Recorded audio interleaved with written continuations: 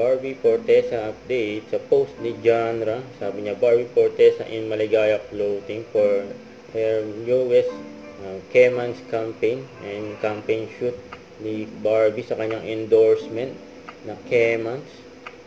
Ang ganda ni Barbie, oh, lalo siyang pumuti sa kanyang outfit. Yan, saya pa nga ni Barbie, oh, habang nag-shoot ng campaign shoot niya. Yan, 4K months, and IG store ni Barbie. Yan, may bagong produkto. Yan, Max White Beauty Bar Soap.